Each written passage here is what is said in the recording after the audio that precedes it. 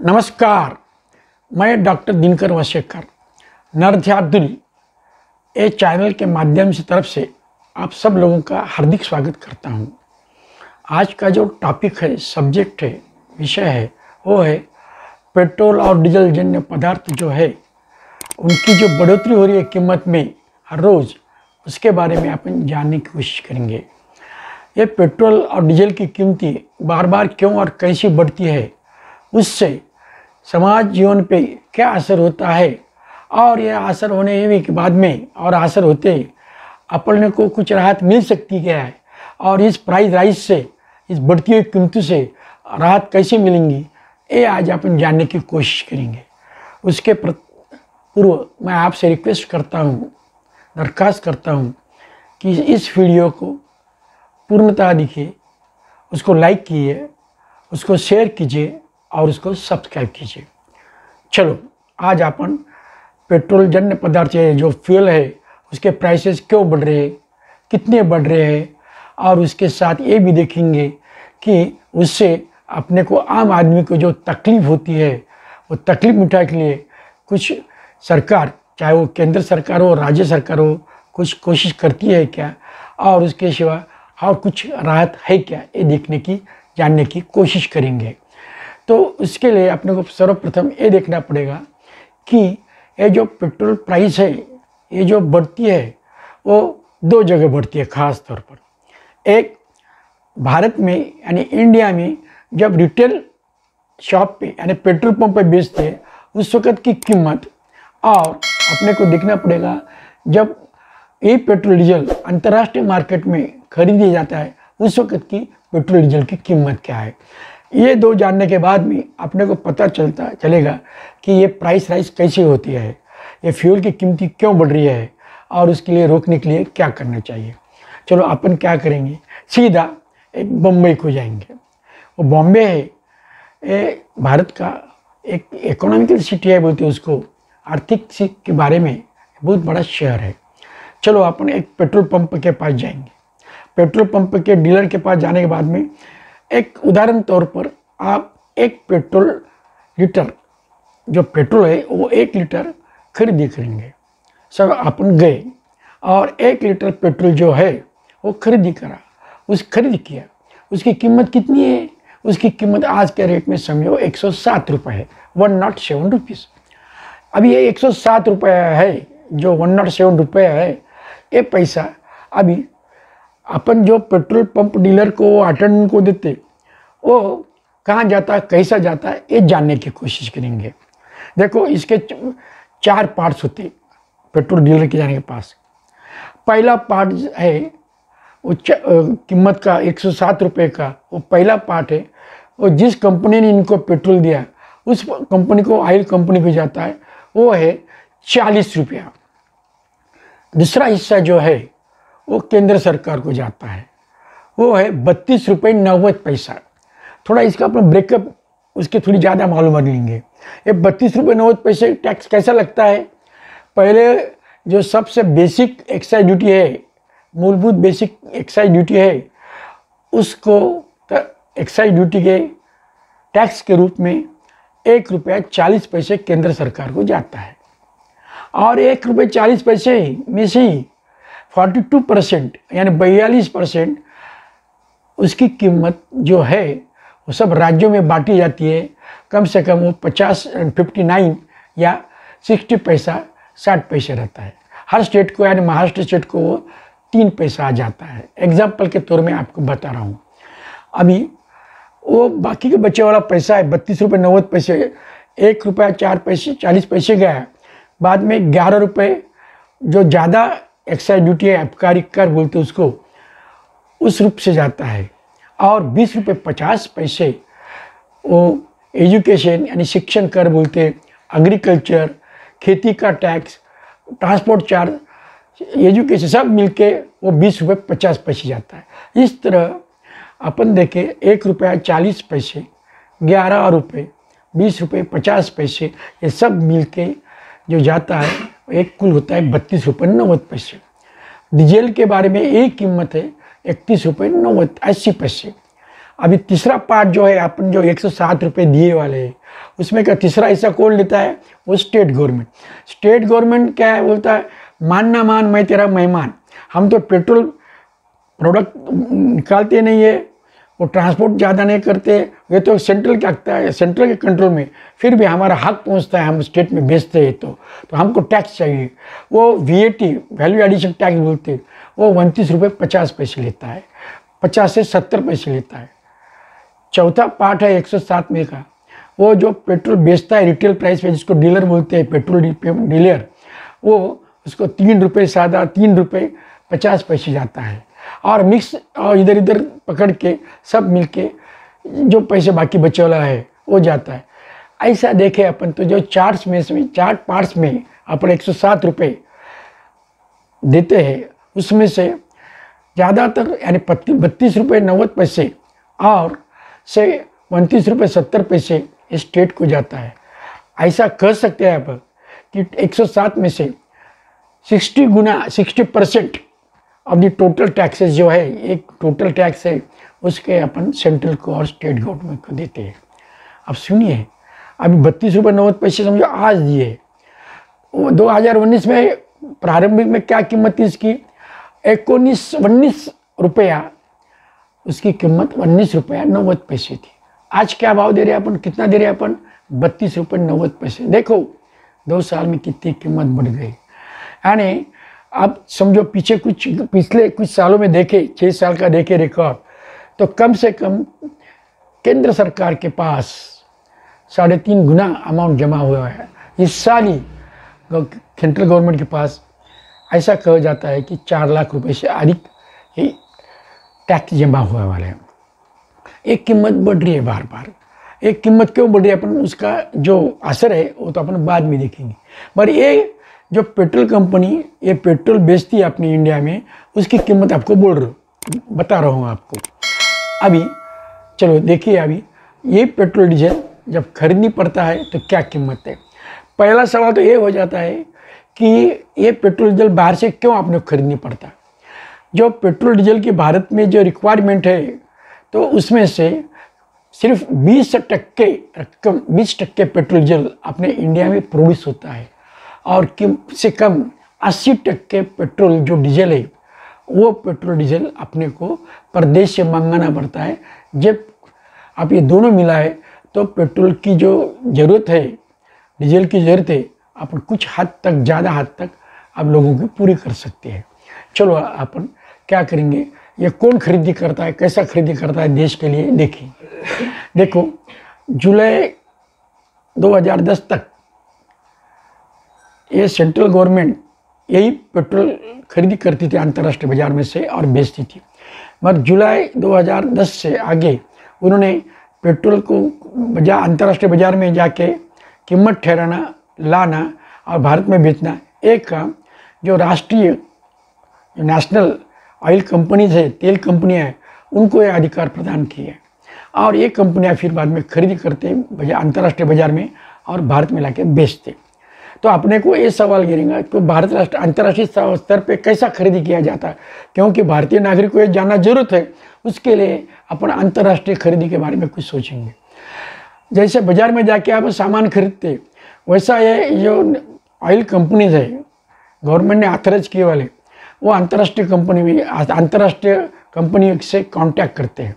ज़्यादातर अपन जो crude oil है, जो फ्यूल है, ये अपन सऊदी अरबिया, ईरान और कुवैत से खरीदी करते हैं, परचेस करते हैं। वहाँ कैसे खरीदी करते हैं, इंटरनेशनल मल्टीनेशनल जो पेट्रोल डीलर के डीजल कंपनियां हैं, वो क्या करते हैं, वो बैरल के यूनिट में बेचती है इंडिया को। और सवाल आता है ये बैरल यूनिट क्या है, और बाद में खरीदी होगा अपने को रुपये वहाँ नहीं चलता, तो वहाँ अपने को डॉलर देना पड़ता है। फिर सवाल आता है, अब जब वो डॉलर और बैरल में खरीदी करती है कंपनियां, तो भारत में रुपये में और डीजल में कैसा बेचते, वो भी समझना जरूरी है। समझने में कुछ दिक्कत नहीं, वो तो आसान है।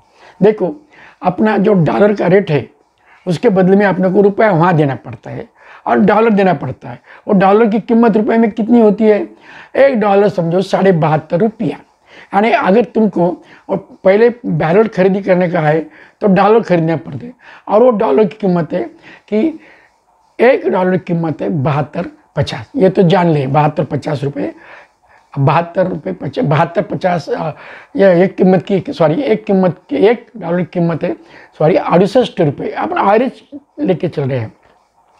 अभी एक बैरल को कितना लगता है? एक बैरल को $72.50 लगता है। अभी मैंने पहले ही बोला $1 कीमत 68 रुपये है, 68 रुपये है। तो अभी $72.5 एक बैरल को अपने देना पड़ती है। तो कितना रुपए देना पड़ते हैं? वो आ जाता है कम से कम 4,930, 4,950, एक 5,000 रुपये, एक समझिए उसको। अभी सब पकड़, अपन अंदाजा आ गया अपने को, अंदाज समझ गया अपने को कि एक बैरल को अपने को 5,000 रुपये अप्रोक्सीमेटली देना पड़ते। तो ये बैरल कैसा यूनिट है, उसका लीटर में कैसा कन्वर्ट करेंगे? उसका फार्मूला यह है कि एक बैरल में 150 लीटर, 159 लीटर पेट्रोल आता है। यानी अपने को 159 लीटर पेट्रोल खरीदने के लिए $72.5 देना पड़ते, यानी 4,950, यानी कम से और अप्रोक्सीमेटली 5,000 रुपये देने पड़ते।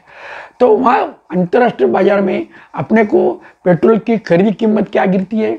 वो गिरती है 131 या 32 रुपये पर लीटर।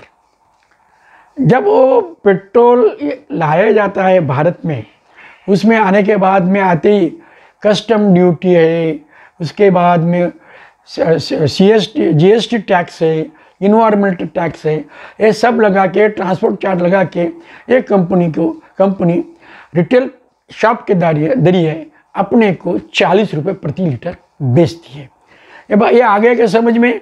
बाजार में पेट्रोल कंपनी अंतर्राष्ट्रीय बाजार में 40 रुपये से खरीदी करती है, और वही अपने को पेट्रोल वो अंतर्राष्ट्रीय बाजार में ये जब 31 रुपये 32 रुपये खरीदी करती है, तब इंडिया में उसकी कीमत अपने को 40 रुपये प्रति लीटर देना पड़ती है।